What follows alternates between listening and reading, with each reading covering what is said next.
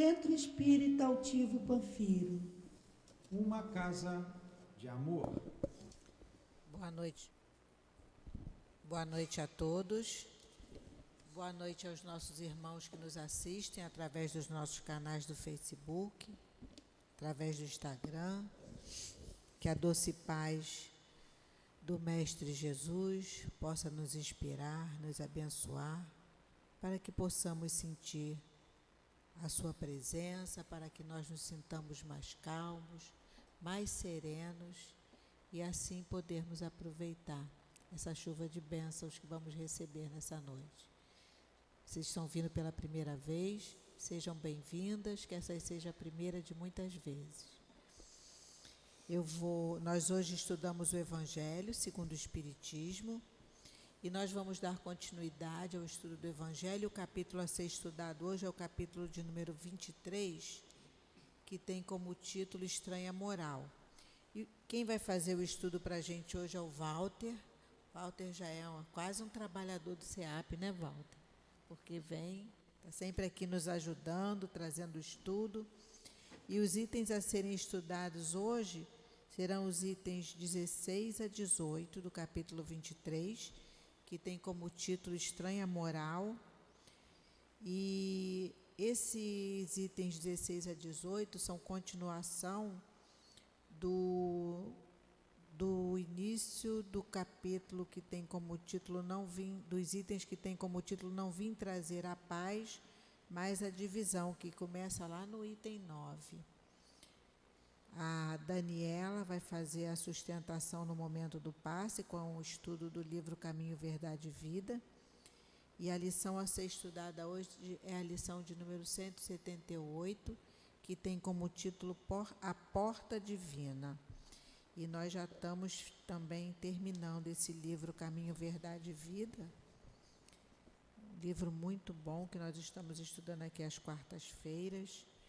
E depois do término do Caminho, Verdade e Vida, nós vamos passar para o estudo do Pão Nosso, que às vezes a pessoa gosta de trazer o livro, né? E agora eu vou passar alguns avisos. E eu vou, hoje, ao invés de falar dos estudos, que eu sempre inicio pelos estudos, eu vou iniciar pela sacolinha de Natal. Aí vocês vão falar assim, Natal, Natal. Natal, que já estamos entrando em setembro e em dezembro nós encerramos a atividade da evangelização, para os evangelizadores darem uma descansadinha, né? E as crianças que são assistidas pelo SEAP recebem uma sacola de Natal. E nessa sacola a gente pede sempre itens novos. É uma sandália, a gente pede um chinelo, né, do tipo havaiana, itens de higiene, uma roupinha nova, mochila ou brinquedo. Para as crianças maiores a gente pede mochila, para os menorzinhos são brinquedos. Então ali na livraria a gente já está entregando essa sacolinha. Então você vai apadrinhar uma criança, e depois tem ali a data de entrega. A Mari está ali mostrando, né? Então é só pegar ali, escolher as crianças para apadrinhar, porque nós já estamos assistindo mais de 200 famílias, então são muitas crianças da evangelização. E aí a gente faz a festinha deles de Natal, faz um almoço bem gostosinho para eles e eles ficam realmente muito felizes. Para muitas crianças, essa roupinha que eles ganham é a única roupinha nova que eles têm no final do ano. Então, por isso a gente pede uma roupinha nova para eles, porque a gente aproveita, né? Porque são crianças que têm realmente uma carência muito grande. Então, a gente precisa ajudar. E no final do ano, a gente sempre pede. Porque durante o ano todo, eles recebem doação de roupa, é sempre usada. Mas no Natal, cabe uma roupinha nova, né? Todo mundo gosta, a gente gosta tanto de uma roupinha nova. Então, vamos ajudar essas crianças. Então está ali e a data de entrega é até o dia, se eu não me engano, 26 de novembro. Então até 26 de novembro dá para ir comprando, cada mês compra um item, uma coisinha, e aí depois a gente faz a alegria da criançada. E agora eu vou passar para o convite ao estudo. A nossa casa é uma casa voltada também muito para o estudo, não é também, é muito para o estudo. E nós temos o estudo dos livros da codificação de Kardec, livro dos médiuns, livro dos espíritos, o Evangelho. Então, ali atrás tem um quadro com todos os avisos e com todos os horários dos estudos da nossa casa. E a gente sempre fala aqui, parece que está repetitivo, mas não é não. É porque realmente o estudo é que nos ajuda muito, nos auxilia, nos faz entender os porquês de dessa complicação toda, né? Porque é complicado esse momento que a gente está passando, e onde ninguém olha para ninguém, onde o mal sobressai, e a gente está vendo isso com muita clareza. E aí a gente, com o estudo, a gente começa a entender, começa a conseguir passar por essas situações difíceis, começa a passar com coragem, passar com entendimento, e isso é muito importante. Isso é muito importante. Então estão todos convidados, chegar ali, olha um horário, nesse horário aqui eu posso, porque a gente tem curso quase que a semana inteira. Acho que a gente só não tem estudo aqui na casa na sexta-feira, que é um trabalho fechado aos médiuns da casa. Nos outros dias, de manhã tem, à noite, alguns dias tem horário à tarde. Então estão todos convidados a virem estudar, porque realmente depois que a gente começa a estudar é que a gente vê que, por mais que seja difícil, a gente consegue. Todo mundo consegue. Está difícil para todo mundo, mas o estudo realmente faz a gente respirar fundo e falar, vamos embora. A gente tem também aqui, sempre depois do estudo, o atendimento fraterno. O atendimento fraterno tem como objetivo esclarecer as pessoas que chegam à casa, que têm alguma dúvida, têm algum problema e precisa conversar. E depois do estudo, é só continuar sentadinho no lugar de vocês, a gente encaminha um trabalhador para que possa orientá-los melhor. Essa conversa é sempre uma conversa fraterna, com base nos ensinamentos da doutrina. Então, se houver a necessidade de conversar para obter algum esclarecimento, só continuar sentadinho no lugar de vocês. E, por último, eu vou pedir, por favor, que se puderem desligar o celular ou colocar no modo silencioso. Se houver necessidade de atender, não tem problema nenhum.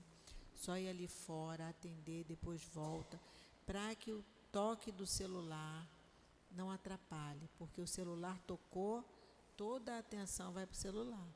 E às vezes a gente perde, muitas vezes quem está dando o estudo perde o raciocínio, porque não tem jeito. O celular tocou, a nossa atenção vai para ele. Tá bom? Nós vamos iniciar agora. Então, nós temos 50 minutos de estudo. O estudo vai até 10 para as 8. E depois a gente tem o passe, uma prece e a gente termina. Tá bom? Então, vamos agora fazer a leitura da lição do livro Caminho, Verdade e Vida, que no momento do passe, a Dani traz um estudo mais aprofundado para a gente. O título da lição é A Porta Divina, e Emmanuel nos traz uma fala de Jesus que está no Evangelho de João. Eu sou a porta. Se alguém entrar por mim, salvar-se-á. E Emmanuel nos fala sobre esse versículo.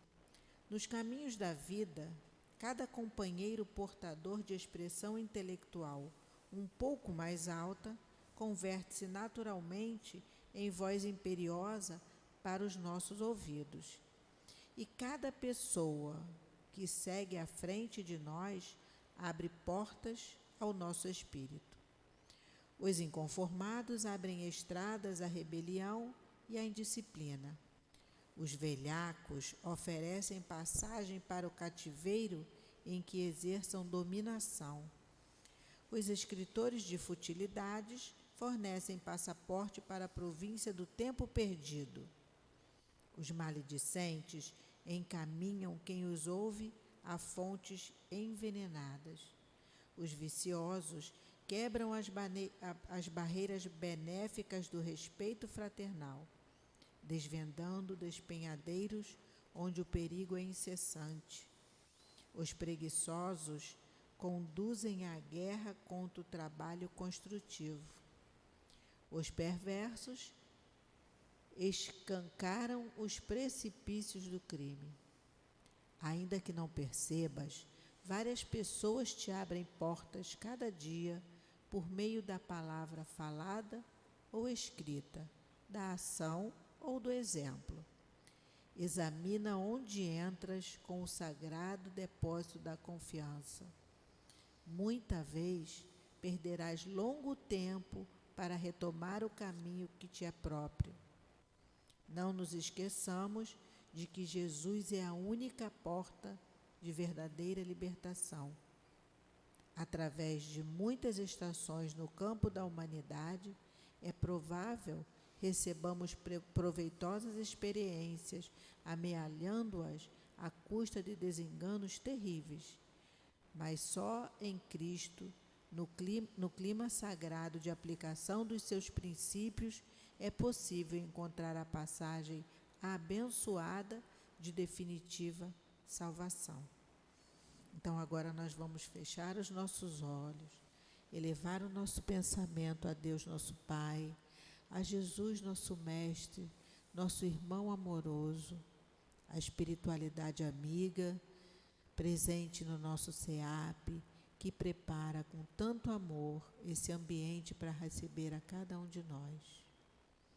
Pedimos a direção espiritual da nossa casa, o nosso querido altivo, Dr. Herman, Antônio de Aquino e toda essa coluna de espíritos que sustentam a nossa casa, que possam intuir ao Walter, a Dani, para que as suas palavras possam penetrar no nosso coração.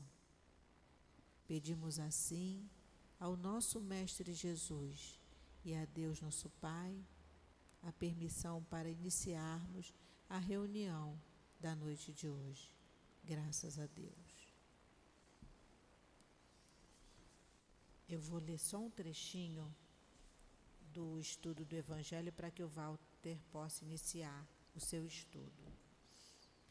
Quando Jesus disse: "Não penseis que vim trazer a paz, mas a divisão", seu pensamento era este: "Não acrediteis que minha doutrina se estabeleça pacificamente.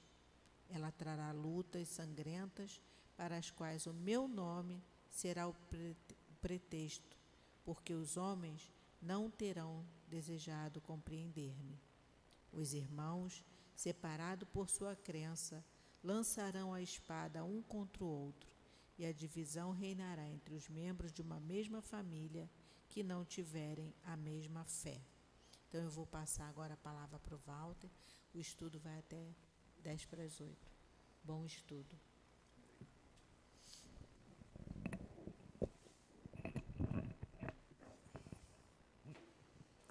Boa noite, meus irmãos. Que a paz do nosso Mestre Jesus esteja conosco, abençoando essa nossa vontade de estarmos aqui para mais uma noite de estudo nessa casa que eu amo muito. Tá? E a gente sempre agradece pelo convite feito. Bem, nós vamos falar sobre esse capítulo do Evangelho que muita gente às vezes não compreende, né? Por isso que ele entrou com o título Estranha Moral. A nossa irmã já leu um trecho, né? E eu vou pegar um pouquinho mais lá de trás do que Jesus falava, né? o título nossa irmã até falou já, né? Nem vim trazer a paz, mas a divisão. Jesus falava assim, segundo Mateus, né, está em capítulo 10, versículo 34 e 36. Não penseis que eu tenha vindo trazer paz à terra, mas vim trazer a paz, não vim trazer a paz, mas a espada. Porquanto vim separar de seu pai o filho, de sua mãe a filha, de sua sogra a nora.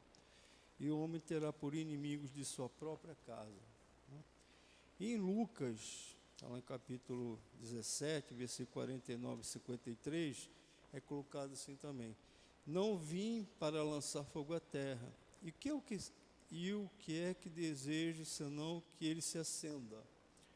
Tenho de ser batizado com batismo quando me sinto desejoso de que ele se cumpra. Julgais que eu tenha vindo trazer paz à terra? Não, eu vos afirmo, ao contrário, vim trazer a divisão. Pois doravante, se acharem numa casa 5 pessoas, estarão elas divididas umas contra as outras, 3 contra 2 e 2 contra 3. O pai estará em divisão com o filho e o filho com o pai, a mãe com a filha e a filha com a mãe, a sogra com a nora e a nora com a sogra. Então, imaginem, né, meus irmãos, Jesus colocando isso, e aí aqueles que estavam muito atentos às suas falas, para que ele entrasse em contradição, né, com o que estava nas Escrituras, tentando rebatê-lo, né, dos ensinamentos que ele colocava, aqueles irmãos, né, que eram os fariseus, doutores das leis, os sacerdotes do templo, para eles que não entenderam que ele era o pé da letra, eles interpretaram o pé da letra no sentido que Jesus queria falar muito mais amplo. Jesus falava de muita simbologia, né? Então Jesus queria falar algo mais. E ele dizia assim para a gente: quem tem ouvidos para ouvir, que escute. Que tem olhos para ver, que enxergue. Aqueles homens ali não tinham nem olhos nem ouvidos prontos para entender. Eles queriam rebater, né? A intenção deles era rebater. Então, a partir dali, eles viram Jesus assim, né? Identificaram Jesus, segundo o ponto de vista dele, um homem violento, um rebelde, porque ele falava da espada, falava da luta, falava da divisão, né? Pegaram só o ponto que era de interesse deles, né? E usaram aquilo ali para figurar Jesus como um homem violento, um rebelde, já que eles eram judeus, estavam em opressão, né, pelos romanos. Os romanos conquistaram as terras da Judéia, e eles encontraram Jesus assim para justificar, dentro da visão deles de rebater Jesus, como ele se apresentava, aquele homem violento, rebelde, né? E Judas foi o mesmo, né? Judas era aquele que se juntou a Jesus, mansamente a princípio, mas ele via Jesus naquelas falas ali, ele também via um Jesus que seria aquele que libertaria o povo da opressão dos romanos, né? Aquele Jesus que na hora certa, na hora concreta, que ele estava aguardando, aquele homem, né, vinha com todo o poder do céu, com as carruagens, com os guerreiros e o fogo, né, para poder libertar o povo judeu da opressão dos romanos. Judas viu também dessa forma, né? Ele só foi conseguir entender o verdadeiro sentido do que Jesus falou muito lá na frente. Porque, embora o exemplo que Jesus dava arrastou a tantos, Judas ainda não conseguia entender. Ele queria um Jesus, né, para libertar o seu povo, né? E Judas, quando ele compreendeu a mensagem do Cristo, foi muito tarde, que ele trouxe-lhe um grande arrependimento, e a gente sabe da sua vida que ele próprio tirou. Mas Mateus, esse que assina a primeira, no capítulo 10, né, do seu evangelho, Mateus, a gente sabe, né, que era um homem muito astuto, era inteligente, né? Essa série aí que a gente está vendo aí na Netflix mostra isso em Mateus, né? Mateus, ele de imediato foi aquele que tinha os olhos e ouvidos atentos, né? E quando ele escutou aquilo de Jesus, imediatamente ele pensou assim, ele tem algo a mais para dizer. O que é que ele quer falar com essas palavras? Não é essa letra, como a gente escuta, como a gente entende, né, a princípio. Há algo mais. E ele, ao longo do tempo, ele foi compreendendo muito bem o que Jesus quis falar. Porque toda vez que chega uma coisa nova, era boa nova, né? A boa nova trazendo alguma coisa nova, a gente sempre sente assim uma rebeldia para compreender, para entender, né? E eu falo para vocês, meu irmão, quando a minha filha chegou para mim, a gente é acostumado com o nosso celularzinho, né? Aquela coisa, fala, coisa e tal. Minha filha chegou para, pai, só tem que botar o WhatsApp no seu celular, você tem que botar um Facebook. Eu não quero nada disso, não, não quero saber de nada disso. Aconteceu mais ou menos com vocês? Comigo aconteceu, há muito tempo atrás. Mas aconteceu a rebeldia, né, da coisa nova que a gente não queria entender. E aos poucos eu fui observando, né, e fui entendendo a boa, que seria aplicar aquilo ali de uma forma boa, né? E fui adotando daquele celular simples, eu peguei um smartphone, né? E nós estamos hoje aí não dominando igual os nossos netos. Meu neto pega ali e faz uma brincadeira com o celular. E eu não consigo fazer o que ele faz, né? Mas a gente vê que as coisas novas, a gente é meio rebelde. Então, assim, os doutores da lei também essa rebeldia em compreender, né? Por mais que Jesus mostrasse. Mas para Lucas foi mais fácil. E eu aqui estou falando do meu ponto de vista, alguns livros que eu li, né? Para Lucas foi mais fácil, porque Mateus foi aquele que conviveu com Jesus, mas precisou, ao longo do tempo, através da doçura, da brandura, da caridade que Jesus fazia, verificar que Jesus não tinha nada a ver com aquela letra que estava escrita ali, da violência, né, da rebeldia.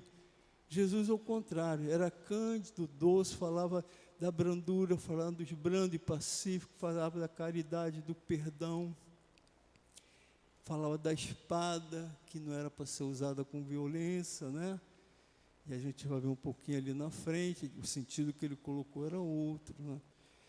E em Lucas foi mais fácil, porque Lucas, ele escreveu o Evangelho depois que Jesus partiu. Mateus, Pedro, Tomé, que era um pouco, né, para convencer Tomé era difícil, demorou para eles compreenderem. Mas para Lucas foi mais fácil, que Lucas enxergou através dos olhos de Paulo e da sua mãe, a mãe de Jesus, Maria. Que Lucas escreveu através da visão de Paulo e de Maria, né? O Mateus foi ali no ato, né? E ele foi identificando o que Jesus falou, que olha só o que está acontecendo ali, né? Olha o que está acontecendo, olha nas famílias dos judeus, o que está acontecendo? Jesus está falando, está levando a palavra amiga consoladora, do perdão, da caridade. Aquelas pessoas entram dando um lar judeu, vocês pararam para imaginar na época? Judeu ortodoxo, né? O que? A esposa chega, você se transformou numa cristã? Vocês possam imaginar? É o que Jesus falava aqui. Não entendo como você pode, né, virar uma cristã. E é a divisão. Esposa com esposa, filha com filho, nora com genro, né? Olha o que Jesus ia falando. Eu fiquei imaginando assim, naquele princípio ali, como é que era. Os doutores da lei já levavam e contaminavam, né?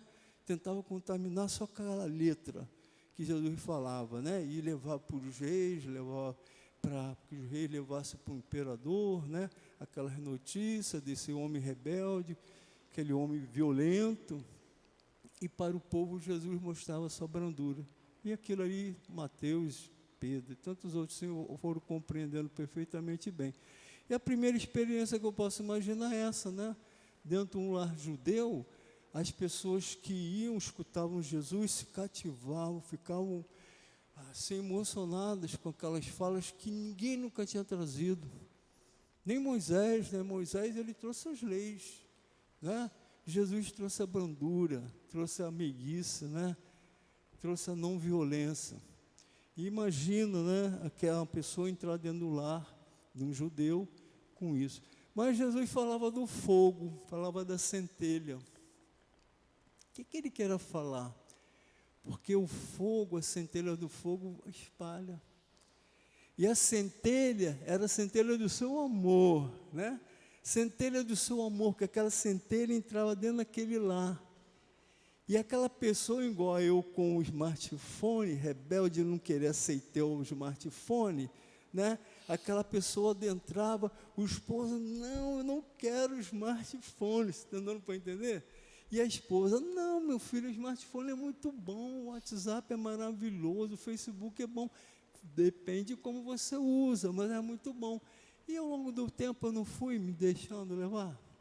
É a centelha do amor de Jesus, que vai entrando dentro dos lares, a princípio a divisão, a rebeldia, mas que ao pouco aquela centelha vai contaminando, porque a centelha daquele amor, né, cativava. E aquele esposo se cativava, ia junto com a esposa, o filho, a filha, ia escutar Jesus. Vê como o simbolismo do fogo que Jesus falava? A centelha do seu amor vai sendo levada e vai sendo distribuída, vai cativando. E Jesus, daqui a pouco, tinha multidões a escutar. Né? O simbolismo que Jesus falou do fogo. Tá? Mas nós podemos entender essa situação, né, dentro de um lar judeu, e nós vamos avançando um pouco mais nessa compreensão, porque Jesus, né, ele se defrontava muito com aquelas pessoas que eram os poderosos da época, e existia uma barreira imensa, né? Assim como qualquer coisa nova, para derrubar aquelas barreiras era muito difícil, né? E Jesus foi através das suas mensagens, a sua boa nova foi sendo levada, né? Foi sendo distribuída, né? E Jesus tinha um cuidado imenso quando ele chamou os apóstolos e falou assim: vão até os gentios, mas cuidado. Entre no lar. Se você sentir que você não está sendo bem recebido naquele lar, é que a pessoa ainda não está pronta para receber a boa nova. Então, não molestai-os. Olha o que Jesus falava. Quem pela espada fere, pela espada será ferida. Estejam atentos àqueles que não querem escutar. Os que estiverem de coração aberto, abra o coração deles, leve a boa nova, porque esses estão prontos para receber a boa nova. E assim essa boa nova foi sendo espalhada, né, ao longo dos tempos, as perseguições que aconteceram, né. A Paulo, inclusive, era um doutor da lei. Imagina, né, ele era um juiz, né, com poder de Roma para julgar, aquele que levou muitos cristãos para a arena. Mas Paulo, junto a Estevão, né, o livro Paulo e Estevão, a gente pode identificar isso muito bem, né? Ele, quando surpreendeu com as mensagens, o exemplo que o Estevão deu, aquilo ali foi amolecendo seu coração endurecido.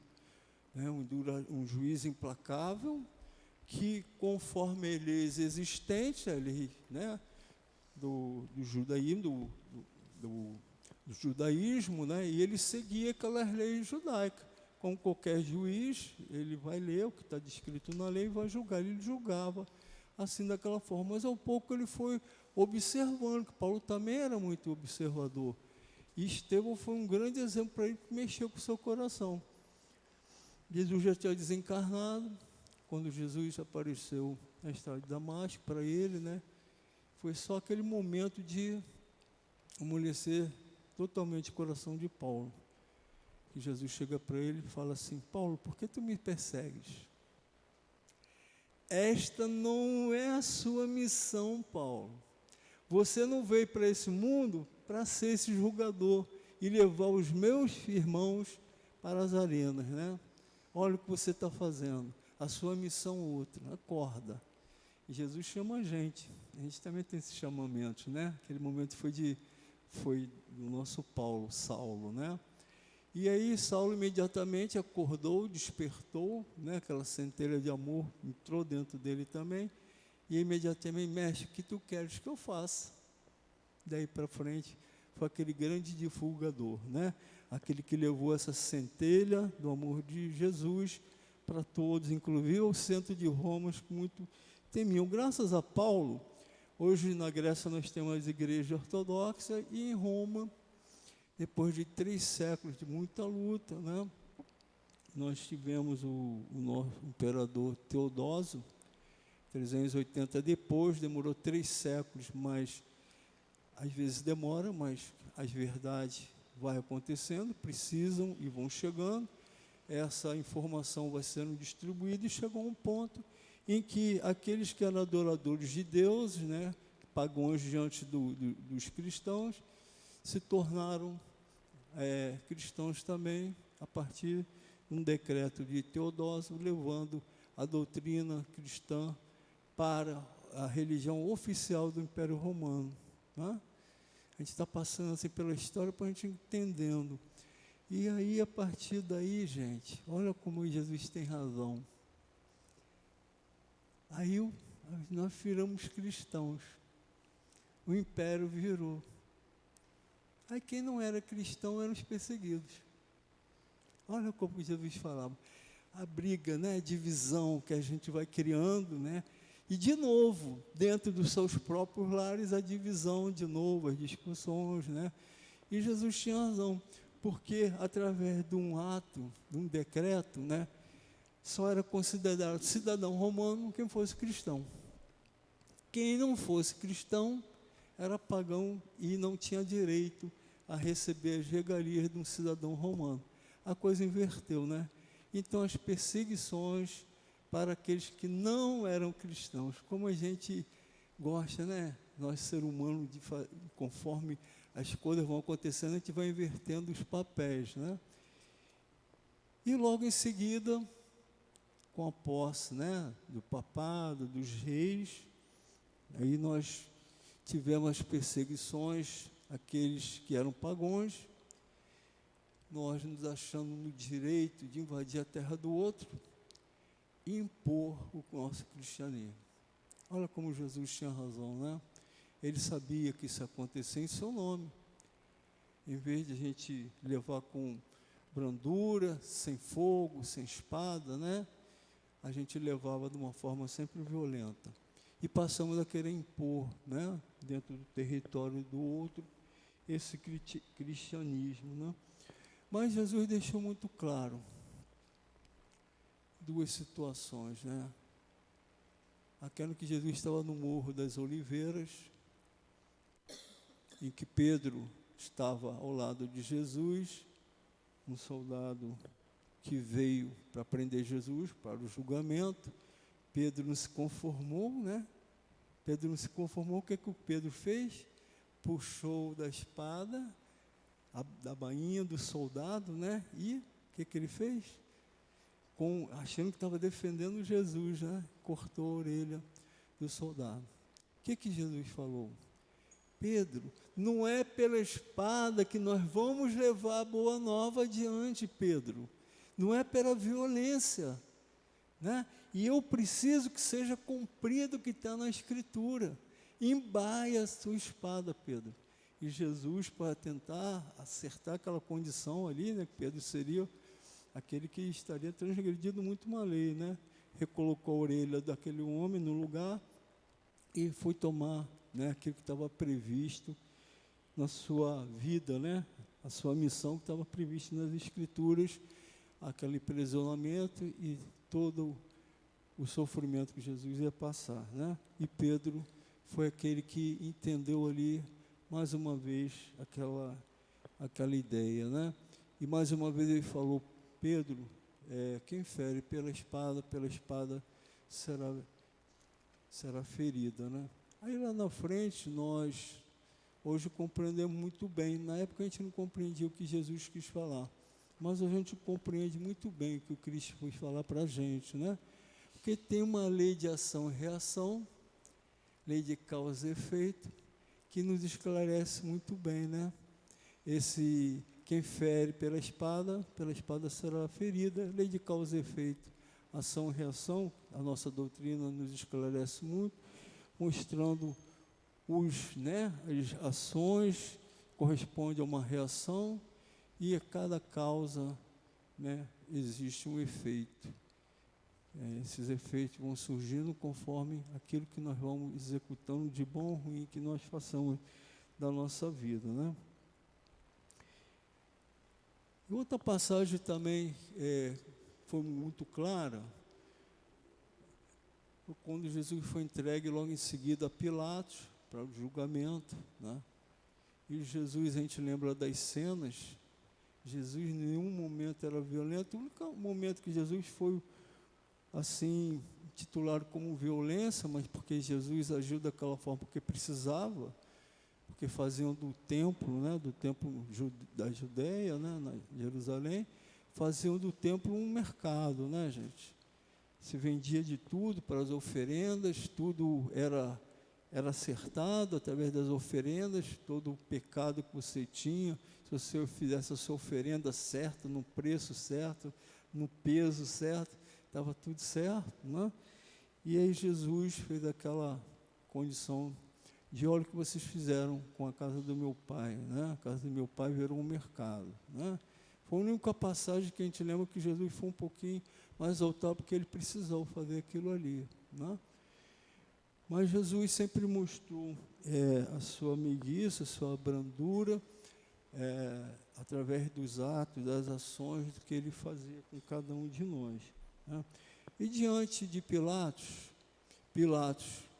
estudou muito a história de Jesus, se preparando para aquele julgamento que ele não queria fazer, porque fazia os sacerdotes, os chefes dos templos, fazia Caifás, fazia muita pressão em cima dele, até colocando, se ele não julgasse Jesus, entregariam para o imperador, né? Então Pilatos ficou assim, como a gente fala, uma sinuca de bico, né?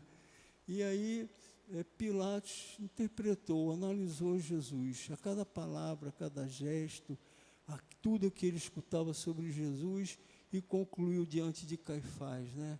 Concluiu daqueles que apontavam o dedo para Jesus, querendo a sua morte. Eu não vejo nenhum erro nesse homem. Esse homem é inocente. Por que vocês querem condená-lo? Eu absolvo ele. Por que vocês querem condenar Jesus, né? Esse homem é um homem brando, pacífico, ele leva, né? Ele leva a caridade, o perdão, a não violência, né? E Pilatos entendeu o que Jesus queria falar com aquelas palavras. Passaram tudo para ele. Ele falava que é pela espada, a violência, pelo fogo, a divisão, né? Tudo falava para Pilatos, e Pilatos interpretou aquilo tudo ali, concluiu que Jesus não é nada daquilo. Mas os reis, né, da igreja, do templo, os reis judeus, queriam de qualquer maneira que Jesus, né, fosse morto, porque para eles não tinha interesse muito, a perda que eles teriam muito grande do poder deles, né? Não entenderam nada do que Jesus tinha passado para eles. E Pilatos pediu clemência para ele, até mesmo naquele ato de julgar junto com Barrabás. Foi uma fuga que Pilatos teve, né? A gente enxerga Pilatos de uma forma, mas a espiritualidade mostra para a gente que Pilatos, né, não querendo razão, né? Pilatos poderia, assim, com o poder que ele tinha, até mesmo ter libertado Jesus. E o último ato que ele tentou fazer foi aquele julgamento de Jesus com Barrabás, onde o povo, né, revoltado com as ideias dos fariseus, dos doutores da lei, né, tornaram Jesus um homem violento a ponto de tirar a sua vida, né? Como a gente é levado pela influenciação dos outros. Por isso que é muito importante a gente estar sempre estudando, como a nossa irmã falou. O estudo faz a gente ter a liberdade de interpretação, e a gente, dentro dessa liberdade, usar o nosso livre-arbítrio no caminho correto. Aquela multidão ali foi levada, né? Porque deixavam se levar por aquilo que os outros queriam. Por isso que é muito importante hoje, cada um de nós estudarmos muito, para que a gente possa discernir o que é o certo do que é o errado, né? Então, lá na frente, depois, mais uma vez, Jesus tem todo motivo, toda razão, porque o cristianismo avançou, chegamos à era medieval. O que aconteceu, né, gente? Houve um protesto. Protestamos com a interpretação que é passada para a gente. Protestamos porque queremos ter liberdade de entendimento. Protestamos porque não queremos aceitar que o perdão seja pago através do dinheiro, dos valores, né? Protestamos. Aí chegou o protestantismo, através de Lutero e Calvino, enviados do Cristo, na hora certa, para dar liberdade de pensamento, liberdade de interpretação ao povo, porque o povo era levado, né? Aquilo que se falava é o que você tinha que seguir, aí de você se você não seguisse, aí de você, porque tinha fogueira, tinha a forca, né? Você é considerado herege.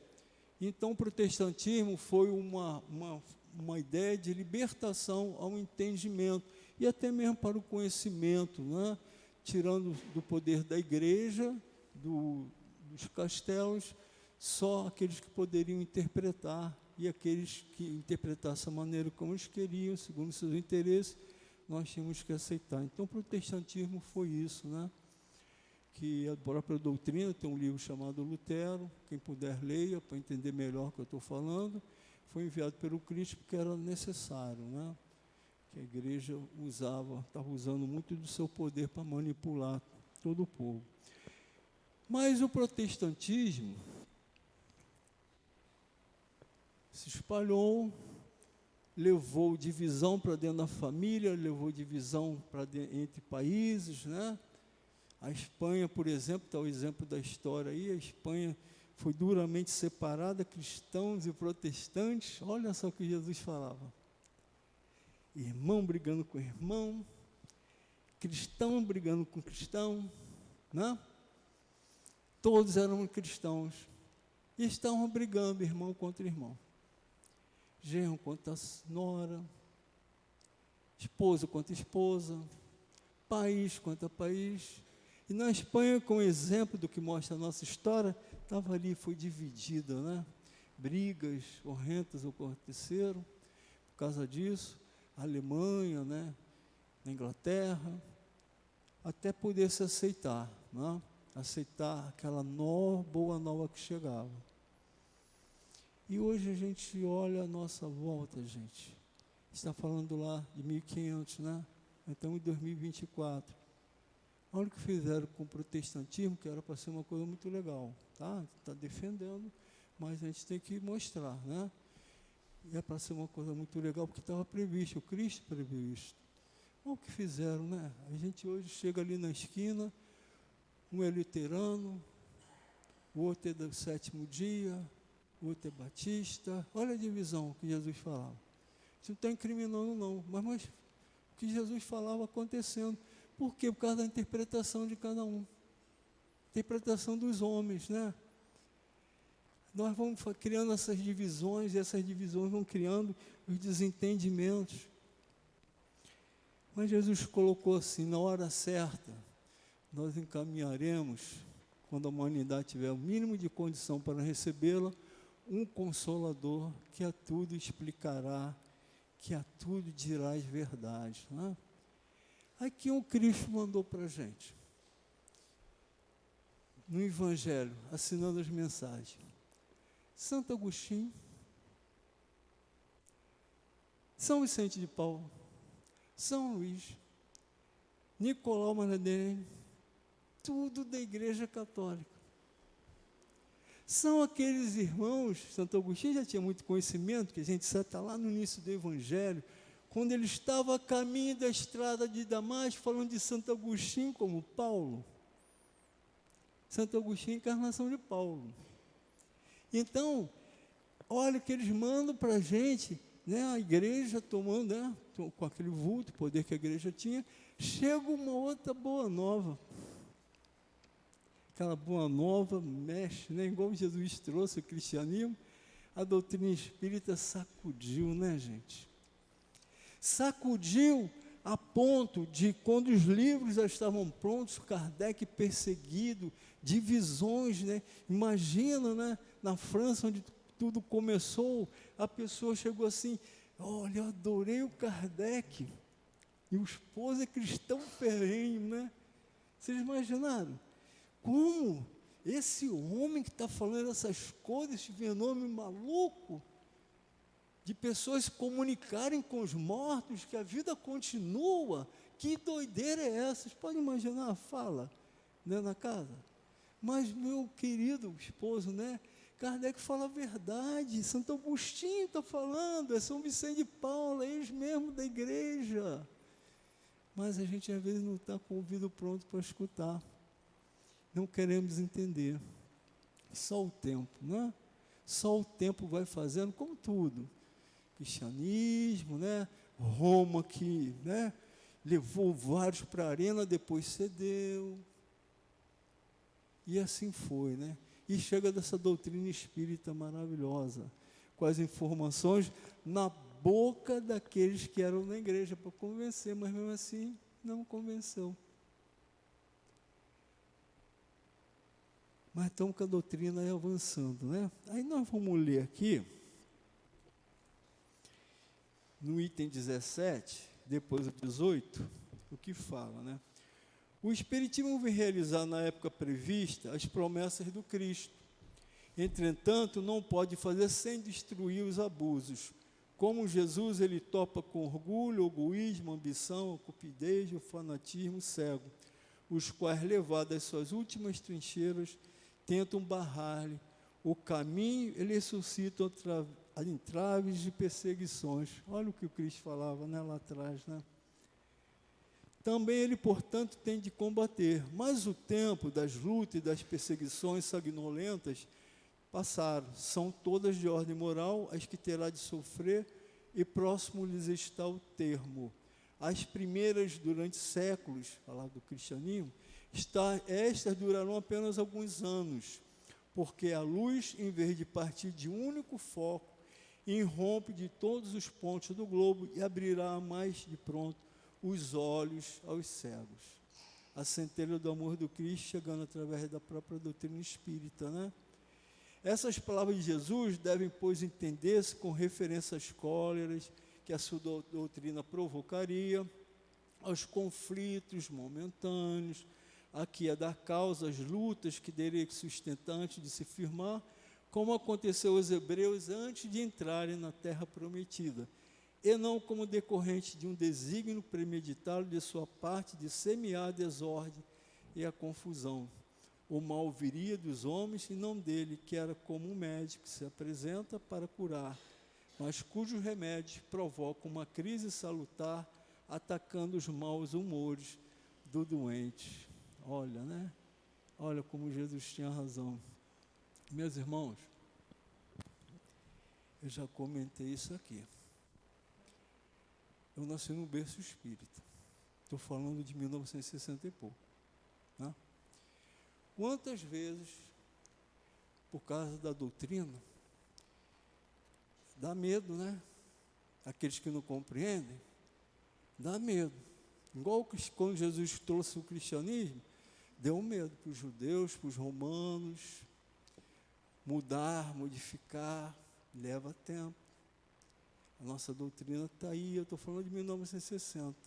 Estava dormindo calmamente na minha cama, batiam assim na porta da minha casa. Bam, bom, bom. Abram a porta, né? Era a polícia, levando meu pai e minha mãe, que falava do Evangelho de Jesus, era um espírita, falavam dessas verdades, mas que outros não tinham interesse. Né? Por 3 vezes eu vi meus pais serem presos, porque eram violentos, eram rebeldes, era uma casa que falava de feitiçaria, de bruxaria.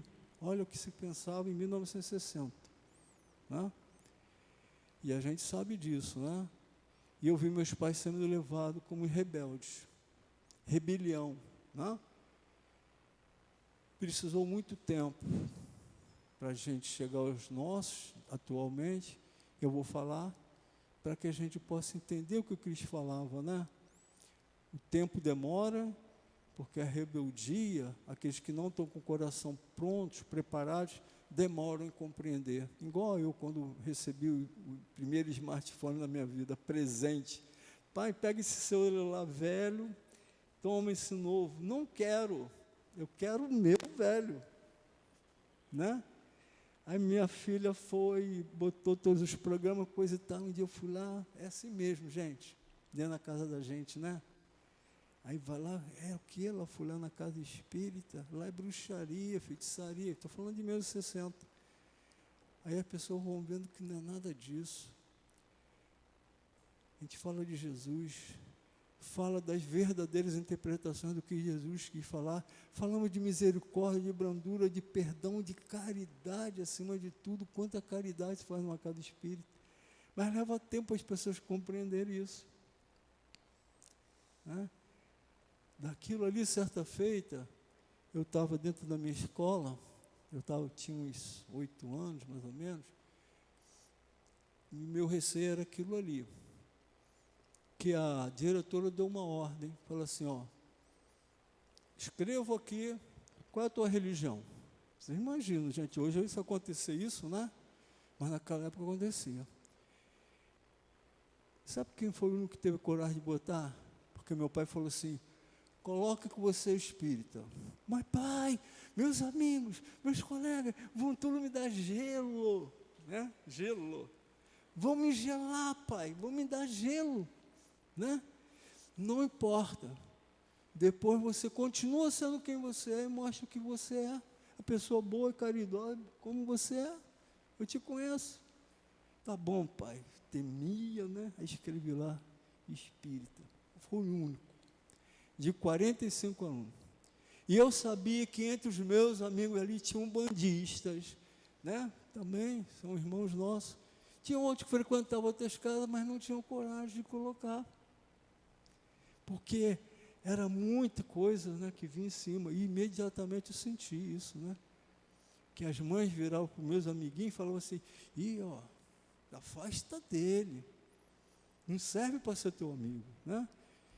Mas eu fui, o fulano Beltrano, no início era gelo, coisa e tal, e depois os próprios filhos chegavam para dentro das suas casas, mas pai, mãe, o Walter não é isso que a senhora está falando, não. O Walter é um cara bacana, não estou querendo me elogiar, não é isso não, gente, estou falando do espírita, né? Sincero que a gente era. Eu, desde o início, numa casa espírita, nasci no berço. Então, meu pai continua sendo quem você é. E aquilo ali foi contaminando. Então, os próprios filhos levam para dentro da casa. Mãe, o Walter não é isso que está falando, não. O Walter é um cara bacana, um cara legal, gosto do Walter, ele é meu amigo. E acabou, aos poucos, se desfez aquele gelo, né? E a gente tocou a nossa vida, né? Compreendendo. A própria diretora um dia nos chamou. Meu filho, você é isso mesmo? Ela era católica, fervorosa, não está recriminando nenhuma religião, não é esse o objetivo, né? Mas era o que acontecia na época, né? O medo, era o medo, né? Um dos grandes amigos do meu pai era o padre. Ele era aberto naquela época. Meu pai ia lá, ia na igreja, sentava com ele, conversava, ele falava de Kardec, ele falava da igreja, tentava dialogar, boa naquela época. Mas nem todos eram assim, né? E eu lembro bem uma passagem que o meu pai,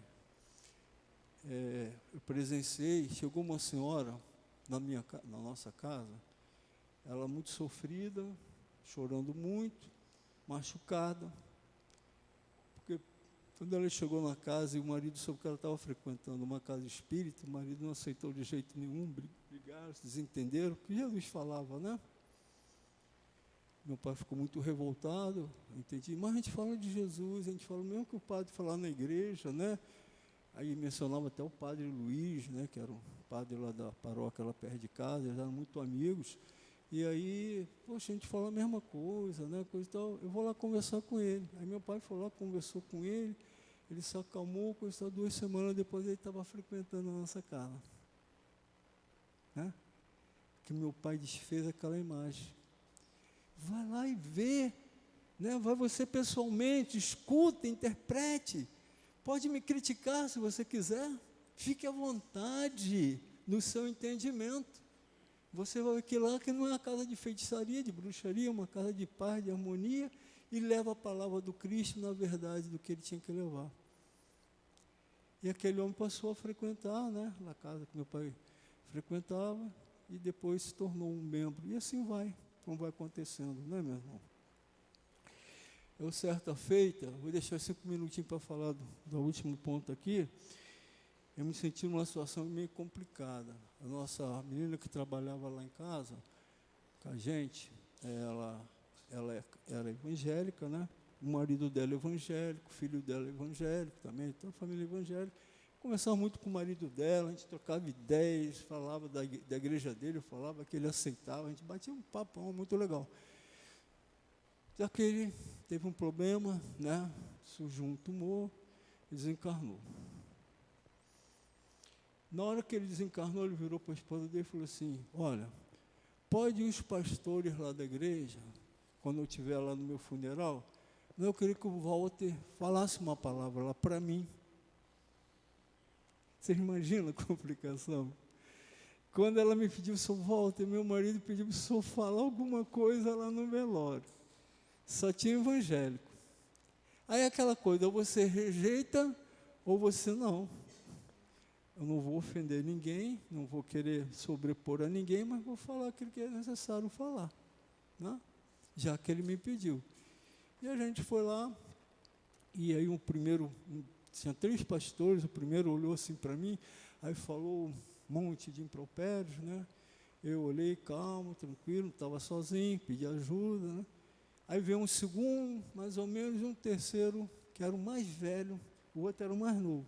O mais velho virou assim para os outros e falou assim: olha só, nós temos que dar liberdade para aqueles que não têm a nossa própria crença. Né? Ele veio aqui porque essa pessoa desencarnada, falou o nome dele, né, pediu que ele viesse trazer a palavra dele. Vamos escutar o nosso irmão, não importa a religião dele, olha só o pensamento. O mais velho de todos, o mais idoso, né? E aquele mais novo, ele olhou assim, o mais velho, falando: pode falar, meu irmão, fique à vontade, fala o que você precisava falar. Eu falei da vida do outro lado, falei normal, não ofendi ninguém, né? Não levei nada, mas falei o que precisava falar. Peguei uma passagem, li, né? Aqueles que partiram recentemente, e aí veio, acabou, o pastor veio, aquele mais idoso, me abraçou, coisa e tal. O outro veio: pô, meu irmão, desculpa, coisa e tal. Eu falei: não, tá tudo bem, meu irmão, tá tudo certo, tudo fala de Jesus, né? Então a gente tem que se entender, né? Coisa e tal. E o outro que não queria vir de jeito nenhum, eu falei: já que ele não veio, eu vou até ele. Aí eu fui lá: meu irmão, um abraço aqui, né? Um abraço, né? Deus esteja contigo. A gente fala do mesmo Jesus, o Deus é o mesmo, né? Dá oportunidade de você conhecer um pouco da doutrina. Né? Só falei isso para ele. E é isso que a gente precisa, espalhando essa boa nova, que é a doutrina espírita, que é uma boa nova também, que hoje já completa 100 e poucos anos, mas que com o tempo vai ser entendida. Se a gente quer entender por que a doutrina espírita vai chegar lá, o Brasil, o coração do mundo, pátria do Evangelho, entendamos como o cristianismo, para chegar onde ele chegou, até Roma e depois, como precisou de caminhos para serem trilhados. A doutrina espírita vai ser a mesma coisa, né? Vai chegar lá. Não como aquela que é a doutrina, né, a religião de todos, mas aquela que vai levar o entendimento para que todas possam se compreender e ser uma religião só voltada para Deus, né? Cada qual com sua crença, mas com um único sentido, que a lei da reencarnação, ela é uma lei natural, está presente em todo o universo, não tem como a gente escapar. E a gente pode, agora recentemente, falta 2 minutos, né? Recentemente a gente fica maravilhado, né? Que vocês viram o que aconteceu com o Divaldo Franco, recentemente? Ele foi convidado pela Arquidiocese de Salvador como um dos homens mais caridosos, líder da sua religião, para ir lá e falar alguma coisa. Vocês Pararam para imaginar o sentido disso? A importância disso aí? Como as coisas estão se modificando? Antigamente, no censo, por esse medo, né, que eu era o único que escrevi lá de 45, que eu era espírita, era 1% de espíritas, né? No último censo não somos tantos, mas quadruplicamos. 4%, né? Mas sabe a quantidade de simpatizantes que existe? Aqueles que simpatizam, que conhecem, mas não têm coragem de ir lá no censo falar, eu sou espírita, né? A gente nem precisa tanto não, mas são 40 milhões. E a gente vê nas casas espíritas, como a casa espírita está chegando diante de tudo quanto é religião, porque ela começa a acreditar nessa verdade que não tem como esconder, né? Não tem como esconder por muito mais tempo, tá? Então, essas são as minhas palavras finais. Jesus tinha toda a razão quando colocou, né, todas essas frases que a gente abordou aqui, e como o tempo vai modificando e trazendo a boa nova para os corações de todos os homens, né, aqui do nosso país, vai sendo propagada e vai à frente, tá?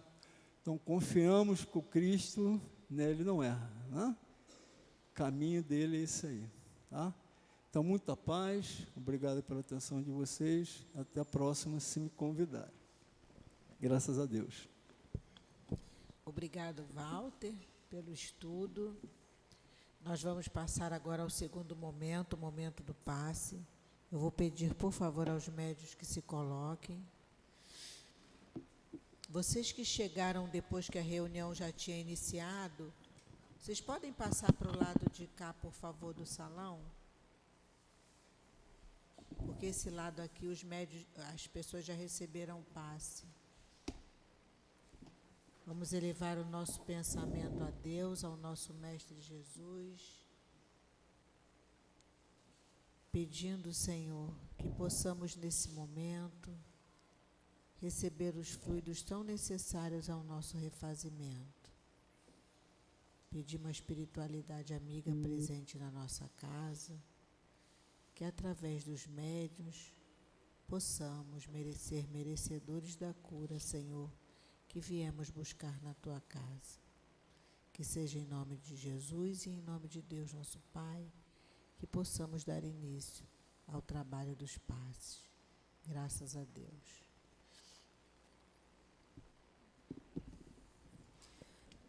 Do livro Caminho, Verdade e Vida, a página, a lição é 178, A Porta Divina. E eu vou ler a frase de Jesus, que está no Evangelho de João. Eu sou a porta, e se alguém entrar por mim, salvar-se-á. Essa página, essa mensagem de Emmanuel, ela é uma mensagem muito bonita e nos traz a reflexão. Emmanuel aqui usa, vai nos explicar que Jesus, quando fala que ele é a porta, ele está colocando essa palavra como sinônimo de escolha. Nós, durante a nossa existência, somos chamados a todo instante a abrir várias portas. A porta mais larga e de mais fácil acesso é a mais difícil de sair. E não traz para a gente uma experiência edificante. Ela vai nos propiciar aquela satisfação momentânea. Contudo, ela vai se estreitando e vai nos causando a longo prazo dor e sofrimento. Durante a nossa existência, várias portas são colocadas à nossa frente, para que possamos escolher, através do nosso livre-arbítrio, qual delas vamos abrir. Ocorre que sempre terá uma porta, com uma plaquinha escrito Jesus, modo de proceder conforme o Evangelho. E quem escolhe essa porta, segue no caminho da evolução, do progresso. Por isso Jesus nos fala, eu sou a porta. Apesar de sua entrada ser mais estreita, ela se alarga para a tranquilidade, para a verdadeira felicidade, que é a felicidade do espírito. Quando, por exemplo, praticamos a caridade, nós estamos dando uma opção de porta a quem nos vê. E essa pessoa que está nos vendo possa se sentir influenciado por nós. Nós estamos sempre influenciando outras pessoas e somos influenciados também por outras pessoas. Essa influência ela se dá através da atitude, da fala. O mesmo ocorre quando alguém faz uma fofoca. São abertas nesta oportunidade 2 portas. Uma com a mesma sintonia da fofoca. E se eu abro esta porta, eu acabo alimentando a estação. E a outra porta é do silêncio, da indiferença. Assim, tanto para as coisas boas como para as ruins, são abertas 2 portas. Nós podemos optar abrir a porta dos bons sentimentos, como amor, perdão, lealdade, ou optar por nos afastar deles. Cabe a nós escolher e renunciar às outras. Cada escolha é uma renúncia. Posso escolher o prazer momentâneo, ao invés da tranquilidade, ou posso escolher o equilíbrio, renunciando à satisfação imediata, em prol de uma vida de plenitude. Nós não devemos esquecer que Jesus é o modelo, o guia a ser seguido. Eu sou a porta, e se alguém entrar por mim, salvar-se-á. Que possamos, irmãos, refletir sobre essa página, pedir a ajuda da espiritualidade, sabedoria, para que no momento em que formos convidados a abrir uma porta, ou seja, fazer uma escolha, que possamos cada vez mais escolher as portas do Evangelho de Jesus, fazendo assim, escolhas que trarão o nosso progresso espiritual. Assim seja.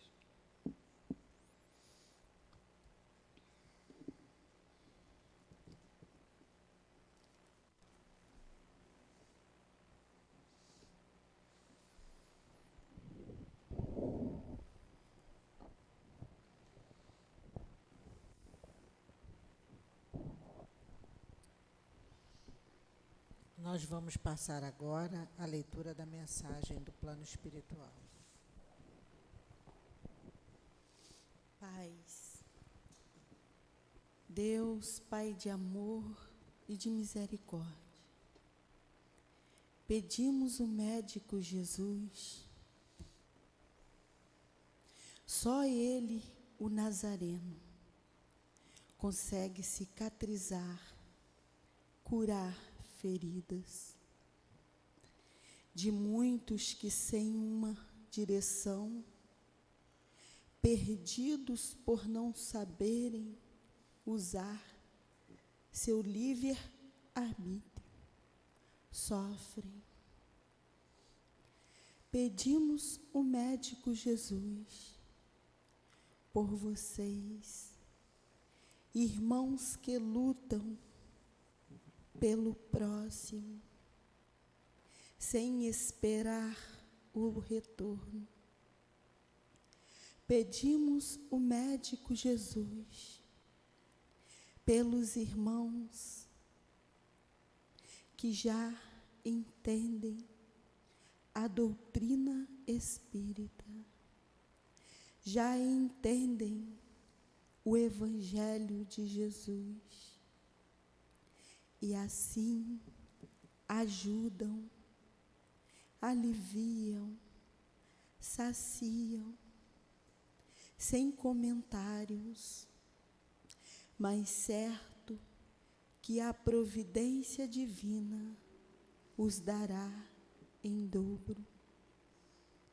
Pedimos o médico Jesus, a cura desses que não conseguem pensar, viver o amor divino, e que não conseguem se livrarem das vicissitudes terrenas, dos arrastamentos para o mundo, perdidos, desorientados, choram por não saberem como se livrarem de tantas dores, e angustiados se refugiam nas drogas, nos vícios, sendo presas de espíritos malfeitores. Todos nós, desencarnados e encarnados, peçamos o médico Jesus, o meigo Nazareno, por esses irmãos, para que eles consigam ter forças para saírem desses abismos de presas. Pedimos o médico Jesus para a cura da mente dessas pobres almas indefesas, que se arrastam pelas incredulidades que cada um traz, e presos pela consciência de séculos e séculos, agindo no mal, sofrem consequências. Pedimos o médico Jesus por esses que ainda são voltados para o mal, porque somos também irmãos, são filhos de Deus, o Pai de amor.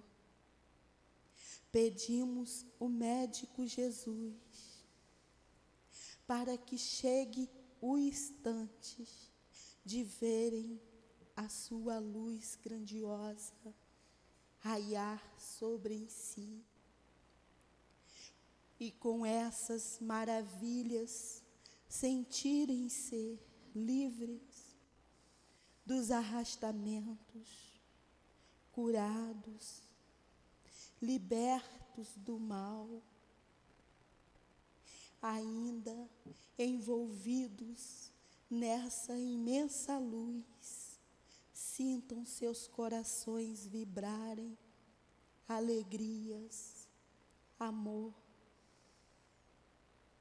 agradecidos em sã consciência ao Pai de amor, o meigo Nazareno, o Mestre Jesus, e agradecidos aos irmãos que o ajudaram, que encorajaram com palavras, com abraços aquecedores, que os trocaram os farrapos por sedas, que o alimentaram com um pão, e não mais incrédulos, mas com fé e esperança de que caminharão rumo ao progresso, seguindo o guia e modelo, o meigo Nazareno. Paz a todos vocês, um guia trabalhador do Cristo.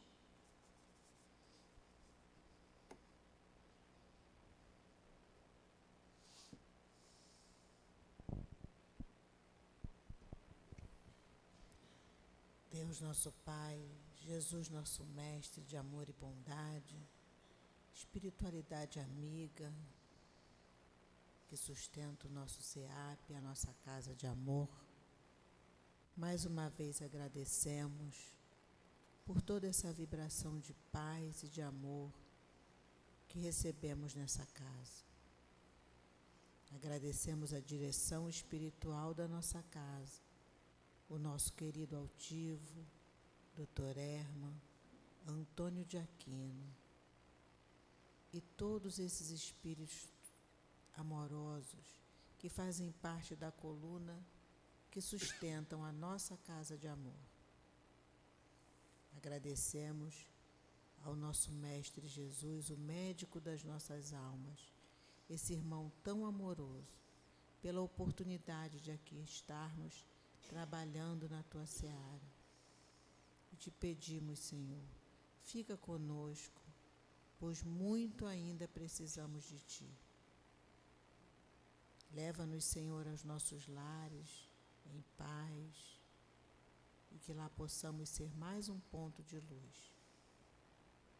Que seja em nome, então, do nosso Mestre Jesus, em nome dos espíritos amorosos que sustentam a nossa casa, mas sempre acima de tudo, em nome de Deus nosso Pai, que pedimos a permissão para darmos por encerrado os trabalhos da noite de hoje, do nosso SEAP. Graças a Deus.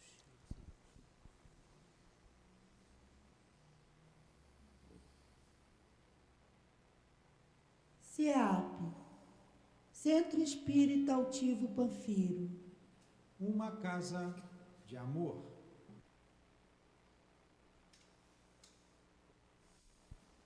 Se houver necessidade do atendimento fraterno, por favor,